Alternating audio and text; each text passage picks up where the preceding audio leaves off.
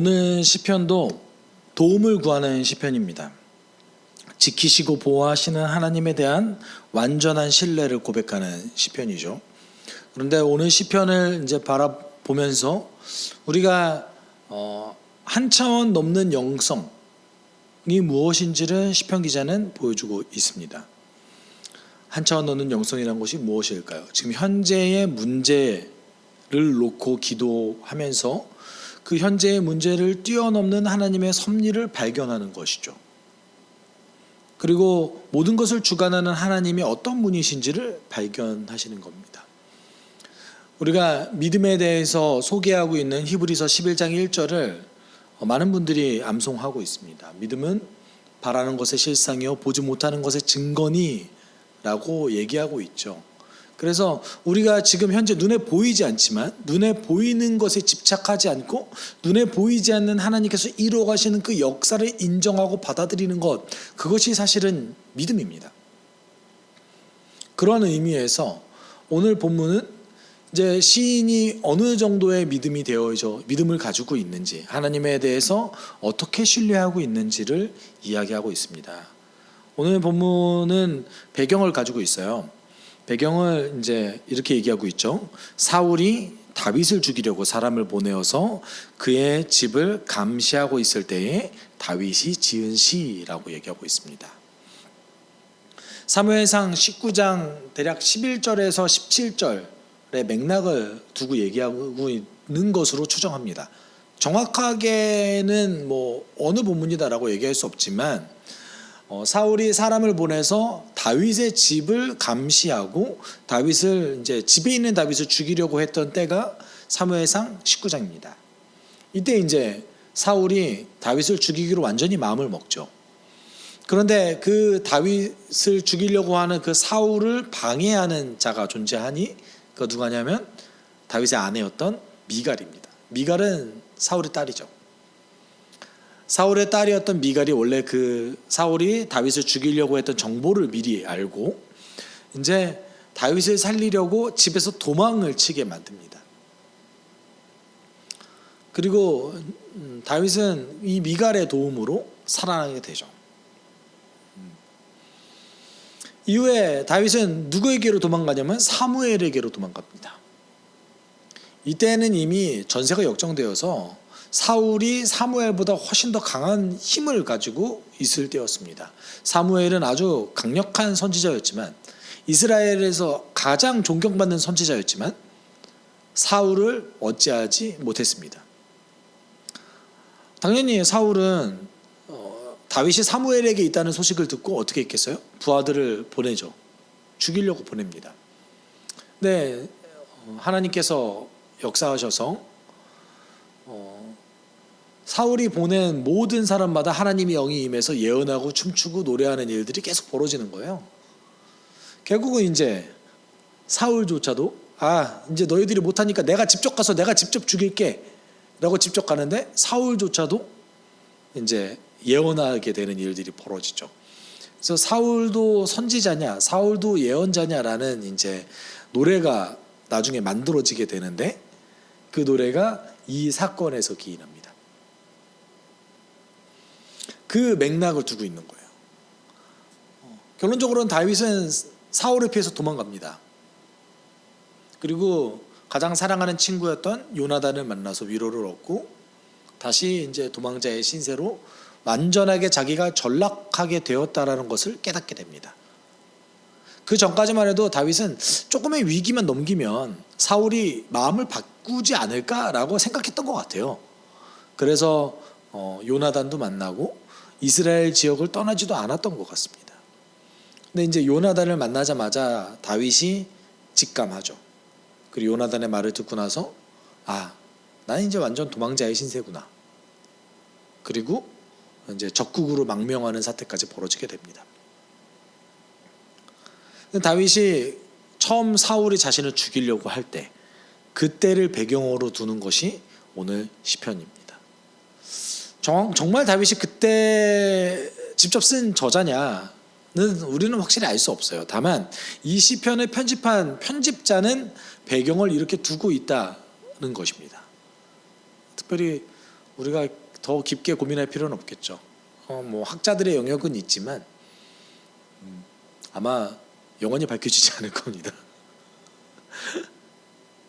우리가 중요한 것은 무엇입니까? 오늘 시편이 다윗이 처음 자신이 섬기는 그 사울 왕이 자신을 죽이려고 했을 때 어떤 감정이었을까요? 이스라엘의 가장 큰 위기를 극복하게 도와줬던 사람이 다윗입니다. 그리고 사울이 귀신 들려가지고 정신이 오락가락할 때 그의 영적인 상담사 역할을 했던 사람도 다윗이었습니다. 사울의 사위이기도 했고 사울의 장자, 후계자와 가장 친한 사람이기도 했습니다. 이스라엘의 가장 강력한 장군이기도 했습니다. 이스라엘을 위해서 모든 것을 바쳐서 헌신했던 이 다윗이 이제 엄청난 배신감에 치를 떨었을 겁니다. 그리고 그 위기 속에서 오늘 시편을 노래합니다. 이 배경 속에서 우리가 한번 좀 살펴봤으면 좋겠어요. 1, 2절에서 시인은 두 번의 간청을 하는데 모두 동일한 간청입니다. 나의 하나님, 내 원수들에게서 나를 구원해 주시고 나를 치려고 일어서는 자들에게서 나를 지켜주십시오. 악을 지어내는 자들로부터 나를 구해주시고 피 흘리기를 좋아하는 자들에게서 나를 건져주십시오. 결론적으로는 어떤 걸 요구하죠? 하나님께? 하나님, 저 원수들의 손에게서 저를 보호해 주십시오. 저를 구해 주십시오. 지금 포위망을 좁혀오고 있는 저 사울의 부하들로부터 저를 구해 주십시오. 다윗 땅에서는 이게 될 수 있겠죠. 그리고 이거를 받아들이는 많은 이제 그리스도인들에게는 하나님, 지금 저를 직접적으로 공격하고 있는 저 원수들의 손에게서 저를 구해 주십시오 가 될 수도 있을 겁니다. 여러분 어떠십니까? 원수들의 직접적인 공격이 느껴지십니까? 현대사회를 살아가고 있는 우리들에게는 그 공격을 느끼는 것은 쉽지 않습니다. 우리가 깨어있지 않다면 원수들이 우리를 어떻게 조종하고 있는지를 잘 알지 못할 겁니다. 전 개인적으로 제가 꾸준히 반복해서 읽고 있는 작은 책이 하나 있습니다. 그 책이 뭐냐면 스크루테이프의 편지라는 책입니다. 혹시 읽어보셨나요? 네, 기독교인의 가장 필독서 중 한 책이죠. 근데 그 책이 굉장히 그 통찰력 있는 이유는 C.S. 루이스가 그 책을 썼을 때 누구의 관점으로 쓰죠? 악마의 관점으로 쓰죠. 그리고 매우 통찰력 있게 유혹이 무엇인지를 이제 증명해 나아갑니다. 굉장히 성경적이에요, 사실은. 물론 상상력을 입혔지만 아주 통찰력 있게 사단이 우리에게 주고 있는 영적 전투가 무엇인가, 영적 전투의 본질이 무엇인가를 생각할 수 있게끔 도와주는 책입니다. 그 책에서 서문에 그렇게 얘기를 하죠. 악마가 가장 좋아하는 것, 사람들이 악마를 대할 때 악마가 좋아하는 두 가지 태도가 있는데, 첫 번째는 악마를 인정하지 않는 것. 이것을 굉장히 좋아한다고 합니다. 당연하겠죠. 적은 있는데 적이 보이진 않아요. 이게 얼마나 유리합니까? 인간이 아예 대적할 수조차 없게 만들어버리는 효과 아닙니까? 그러면 유혹을 받아도 그게 내 욕망인 줄 아는 거죠. 유혹을 받아도 그게 내 생각인 줄 알게 되는 거죠. 이거만큼 가장 유용한 게 없죠. 두 번째로 악마가 좋아하는 게 뭐라고 얘기하냐면 자신을 숭배하게 만드는 것, 자신을 좋아하게 만드는 것, 악마가 주는 유혹을 너무나 선한 것으로 포장하게 만드는 것, 이것을 매우 즐거워한다고 합니다. 그렇게 놓고 봤을 때에 우리 사회는 사단이 정말 좋아하는 사회인 것 같습니다. 네.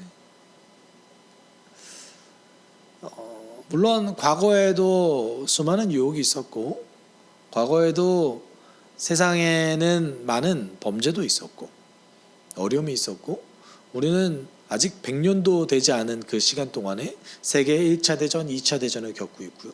세상에서 가장 끔찍하다는 엄청난 전쟁 범죄를 제국주의 시대 때 겪어왔습니다. 인류사는. 그만한 전쟁이 뭐 다시 벌어질지는 모르겠습니다. 아주 끔찍한 시대를 지내왔던 건 사실입니다. 그렇지만 그때도 지금 시대처럼 욕망이 선하다고 포장하지는 않았습니다.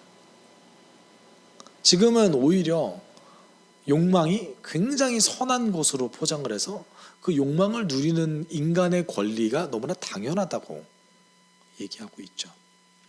저는 개인적으로 동성애를 사랑해야 된다고 생각하고 동성애자를 사랑해야 된다고 생각하고 그들을 차별해야 되지 않아야 된다고 생각합니다. 그래서 차별금지법에 대해서도 저는 유보적인 입장입니다. 아직 그 양쪽 크리스찬이지만 진보적인 변호사의 이야기를 한 번도 들어본 적이 없기 때문에 한 번은 좀 들어보고 싶은 마음이 있어서 좀 유보적인 입장을 아직 가지고 있습니다. 그렇지만 차별금지법 안에 독소 조항이 있는 것도 사실입니다. 그래서 지금 시대를 살아가고 있는 목회자 입장에서 무엇이 사단이 우리를 공격하고 있는 것인가를 판단하는 것이 사실은 굉장히 쉽지 않습니다. 얼마 전에 이제 동성애자에 관련된 그 판결이 하나 나왔어요. 혹시 기사를 보셨는지 모르겠지만 그 의료보험 피부양자를 인정해주는 동성애 동거하는 커플의 의료보험 피부양자를 인정해주는 2심 판결이 나왔습니다. 이제 슬슬 법원은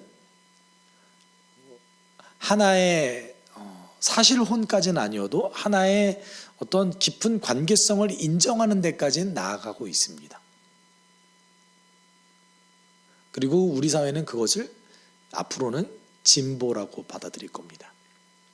그럼 우리는 이러한 시대 속에서 어떻게 살아가야겠습니까? 가정은 이제는 주어지는 것이 아니라 자신이 관계성에 따라서 가정이 언제든지 정의될 수 있다고 되는 세상이 될 겁니다. 그래서 좋은 관계만 유지할 수 있다면, 아주 깊은 관계만 유지할 수 있다면 어떤 형태든 가정으로 받아들이는 시대가 앞으로 올 겁니다. 그리고 미국은 그 시대가 이미 열렸습니다. 한 아이를 두 아빠가 기르고 있고 한 가정에 아내가 여럿이고 남편이 혼자인 경우도 있습니다. 뭐가 기준인 거죠? 친밀한 관계성이 기준이 되는 것이죠. 그럼 이 시대 속에서 우리는 어떻게 살아가야 됩니까? 어떤 기준으로 가야 됩니까? 기독교는, 교회는 전통적인 그 가정의 모습을 그대로 옳다고 얘기하는 대목입니까? 어떤 사람에게는 그 전통적인 가족이 지옥보다 더 깊은 상처일 수도 있습니다. 사실 지금의 가정에 대한 재정의는 전통 가정에 대한 어떤 부작용에서부터 오는 작용일 수도 있습니다. 현대사회 가장 기독교인들에게 닥치는 가장 심각한 위기 중에 하나는 가정의 파괴고, 그리고 사단은 계속해서 가정의 정의를 바꾸려고 노력하고 있습니다. 그것뿐만 아니죠. 우리를 지금 옥죄는 수많은 욕망들, 그리스도인답게 살아가지 못하는 수많은 욕망들, 교회에 헌신하지 못하게 만들고, 그리고 잘못된 헌신을 또 하게도 만들고, 이 수많은 유혹 속에서 우리는 이 실제하는 원수의 공격을 제대로 인식하지 못하고 넘어갈 때가 많이 있습니다. 이 기도 제목은, 이 시편 기자의 기도는 우리의 실제적인 기도이기도 한 것이죠. 오늘 시편 기자는 이렇게 원수의 공격으로부터 저를 보호해 주십시오 라고 이야기하면서 그 하나님께서 저를 보호해 주셔야 되는 이유를 이제 얘기합니다. 3절에서 이렇게 얘기하죠. 그들이 내 목숨을 노리고 매복해 있습니다. 다윗의 입장에서 봤을 때는 이제 사울의 부하들이 다윗을 계속 감시하고 있는 것이죠. 강한 자들이 나를 치려고 모여듭니다. 그러나 주님, 나에게 허물이 있는 것도 아니요, 나에게 큰 죄가 있는 것도 아닙니다.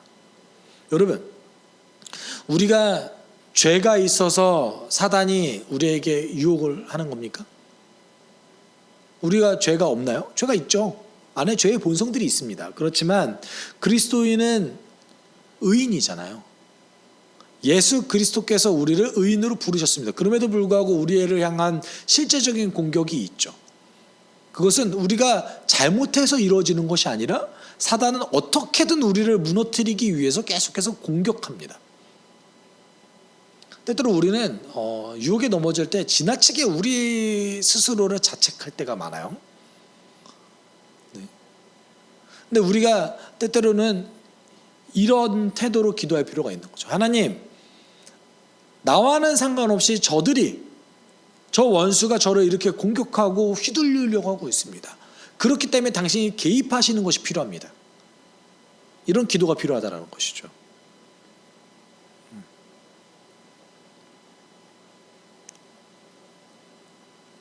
우리가 세상의 지혜만 놓고 봤을 때에 다윗은 정말로 잘못이 없는 겁니까? 우리가 세상의 정치공학적으로 봤을 때에 어떤 사람은 다윗을 미련하다고 얘기할 수도 있을 거예요. 아니, 절대 왕정에서 그렇게 명성을 얻으면 조심해야지 않겠습니까? 아마도 다윗은 그렇게 크게 눈치 안 봤던 것 같아요. 그러니까 사울이 점점 더 미워하지 않았겠어요? 그리고 사울에게 좀 더 아부할 수 있는 거 아닙니까? 다윗은 어떤 꿋꿋한 신앙인의 모습을 유지했을 가능성이 매우 높습니다. 심지어 사람들이 사울은 천천히요, 다윗은 만만히요 라고 이렇게 계속 사울보다 다윗이 더 유능하고 뛰어나다라는 것을 노래하고 다닐 때도 다윗은 물론 성경에 기록되지 않았지만 그것을 특별히 제재하고 있다라는 기록은 없습니다. 다윗은 그렇게 크게 개의치 않았던 것으로 보이기도 합니다. 이렇게 봤을 때는 다윗은 매우 유능한 장군이었을지는 모르지만 정치적인 감각은 빵점이었을 가능성이 높습니다. 마치 조선시대의 이순신 장군이 생각나는 대목이기도 합니다. 그렇다면 세상의 정치공학의 눈으로 보는 사람 입장에서는 다윗이 정말 잘못이 없는 겁니까? 그들은 잘못했다고 얘기할 수 있겠죠. 그렇지만 하나님의 눈으로 봤을 땐 다윗은 잘못이 없는 것이죠. 다윗의 기도에는 이런 태도가 있는 겁니다. 하나님, 세상은 제가 굽히지 않았다고, 하나님, 세상은 제가 지혜롭게 살지 않았다고 얘기할지 모르지만, 그래서 이런 일이 벌어질지도 모르지만 저는 잘못 없습니다. 왜냐하면 당신의 명령을 따라서 살았기 때문에 이런 일이 벌어진 거 아니겠습니까? 아마 다윗의 기도에는 이런 게 있지 않을까요? 저였다면 그렇게 기도했을 것 같습니다. 우리를 놓고 볼까요? 우리가 원수의 공격을 민감하게 반응하고 때때로는 당하지 말아야 될 억울함도 당하고 참을 필요까지 없는 것을 또 참아야 되고 이런 스트레스를 겪고 그리스도인의 그 고통을 감내해야 되는 이유는 무엇입니까? 우리가 하나님의 명령 따라 살기 위해서 그런 거 아니겠습니까?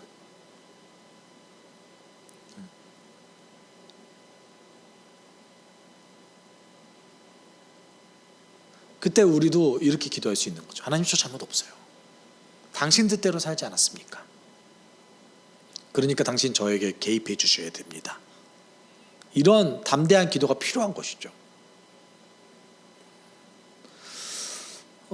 그렇다면 구체적으로 어떻게 도와주기를 원할까요? 시편 기자는 구체적으로 5절에 이렇게 도와주길 원합니다. 주님은 만군의 하나님, 주 이스라엘의 하나님이십니다. 깨어나셔서 모든 나라를 차별 없이 심판하시고 사악한 꾀를 꾸미는 자들을 불쌍히 여기지 마십시오. 셀라. 결론적으로는 무슨 얘기입니까? 하나님 멸망시켜 주세요. 저들에 대한 긍휼을 베푸지 말아 주세요. 불쌍히 여기지 말아 주세요. 만군의 하나님이라는 단어가 쓰일 때는 보통 이제 전쟁에 능하신 하나님을 표현할 때 많이 쓰입니다. 우리 만군의 하나님, 능력이 있으신 하나님, 그 하나님께 뭘 부탁드린 거죠?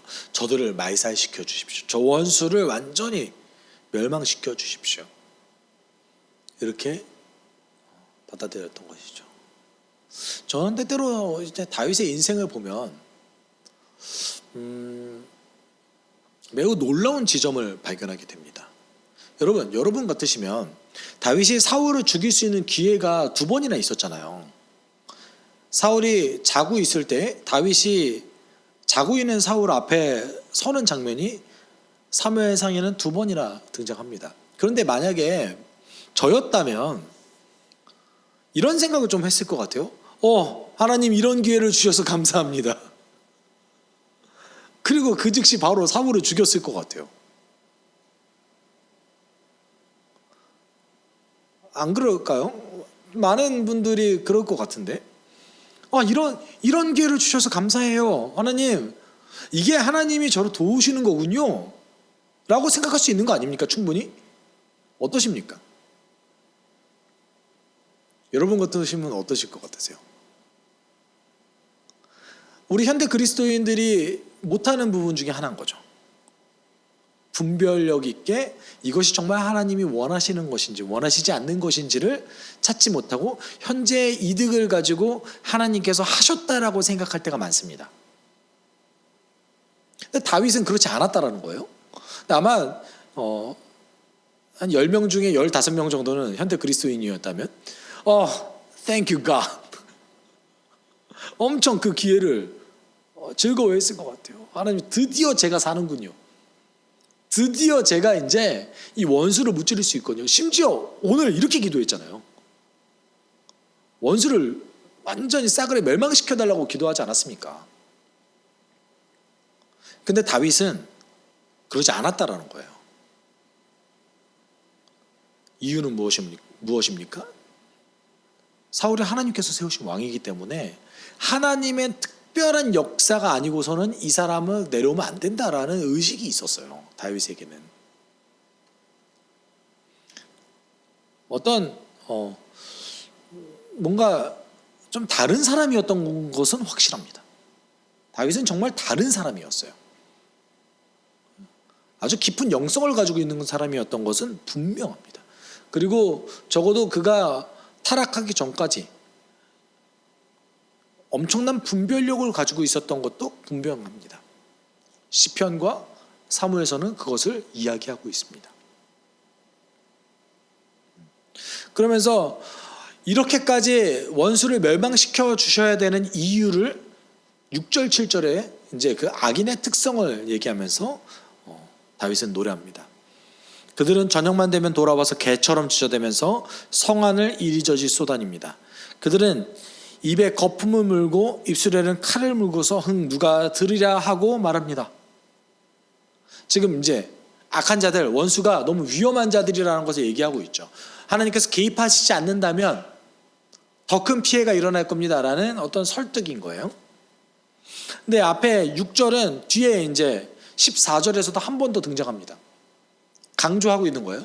악인이 이런 자들이에요. 어떤 자들이에요? 저녁만 되면 개처럼 짖어대면서 성안을 이리저리 쏘다닙니다. 먹을 것을 찾고 내가 먹을 때까지 절대 포기하지 않는 위험한 들개로 비유하고 있어요.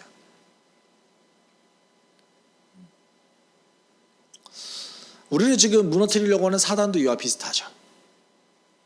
어떻게든 물어뜯을 때까지 물어뜯고 계속해서 삼킬 자를 찾아 배고픈 사자처럼 돌아다닌다라고 성경은 얘기하고 있죠.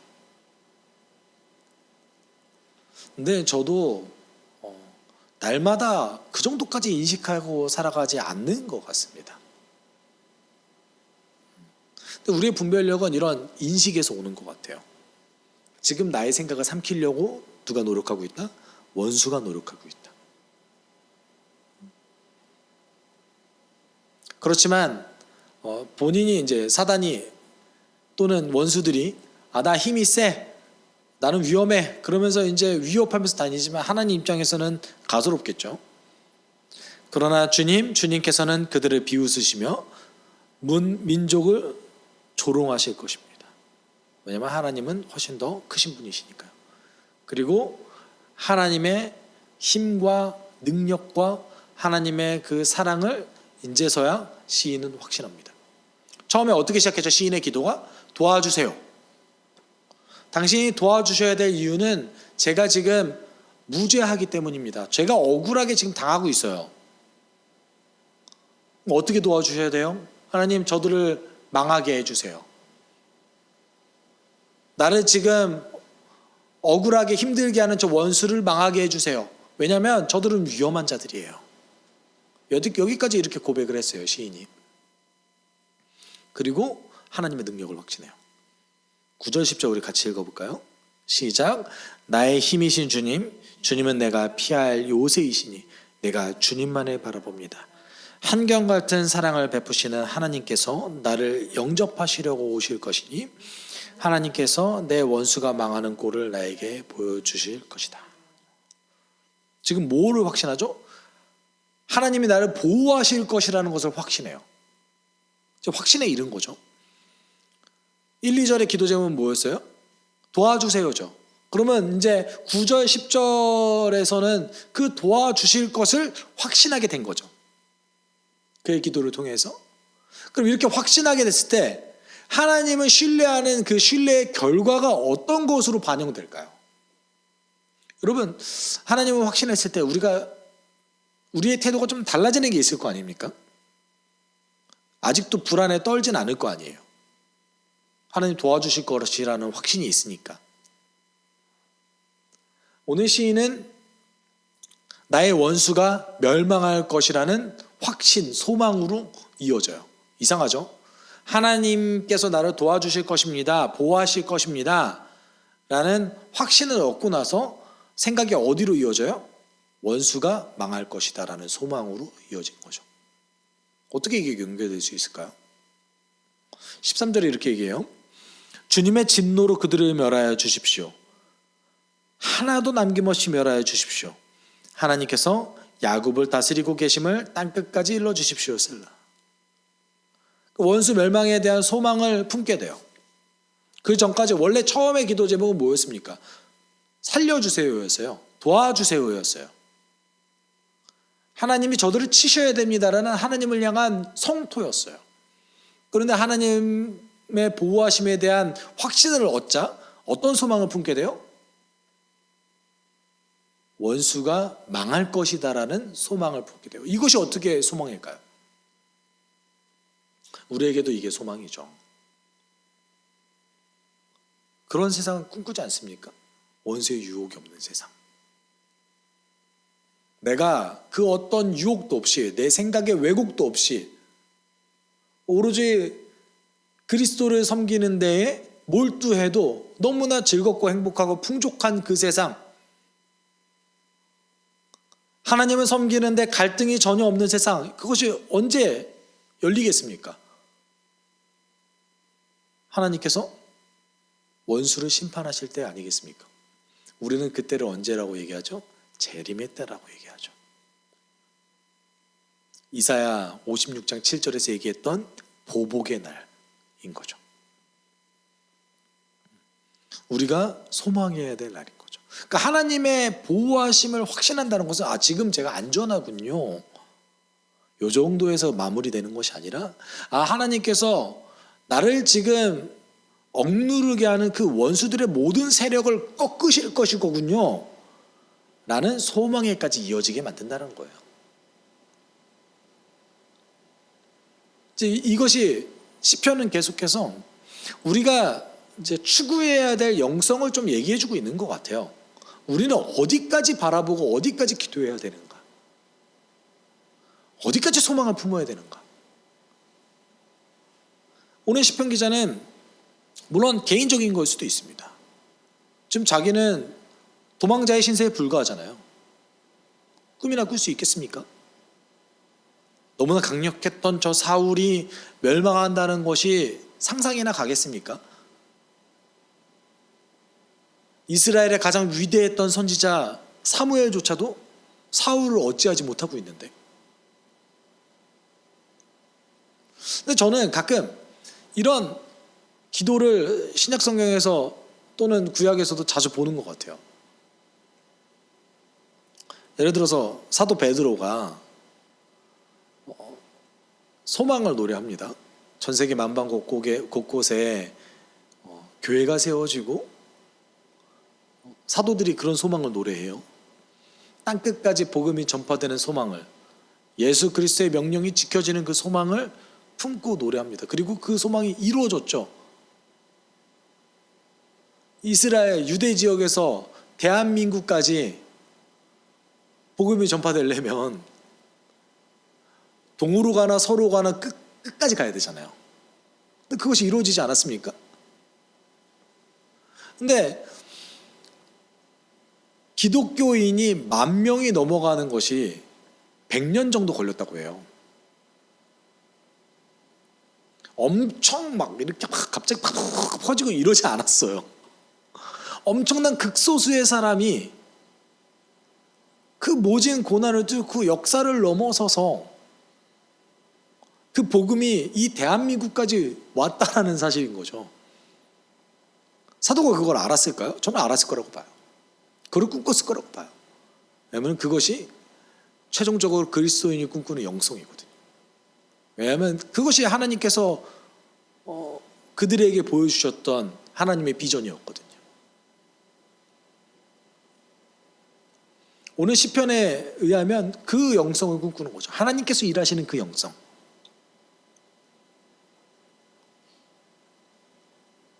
하나님께서 이스라엘에게 항상 역사하실 때마다 너희는 가만히 있어라. 내가 주 여호와 하나님이심을 너가 알지어다. 이스라엘 하는 게 없었죠. 다만 하나님이 어떤 분이신지를 느끼고 체험하고 있었던 것이죠. 우리의 영성이 거기까지 나아가야 될 겁니다. 단지 하나님 저 보호해 주세요. 저를 지켜주세요. 이뿐만 아니라 하나님 제가 최후 심판의 날 그날 당신께서 하시는 모든 일이 종결되는 그날을 소망합니다. 이것이 우리의 영성이 되어야 된다는 것이죠. 그러면서 16, 17절에 다시 한번 강조해요. 하나님께서 어떤 분이신지.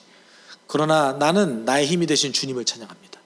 내가 재난 당할 때에 주님은 나의 요새, 나의 피난처가 되어 주시기에 아침마다 주님의 한결같은 사랑을 노래하렵니다. 나의 힘이신 주님, 내가 주님을 찬양하렵니다. 하나님은 내가 피할 요새, 나를 한결같이 사랑하는 분이라고 시편 기자는 얘기하고 있습니다. 여러분, 이런 소망을 품을 수 있는 근거가 여기에 있는 거죠. 하나님 나를 사랑하신다. 그렇기 때문에 우리가 이런 소망을 품을 수 있다.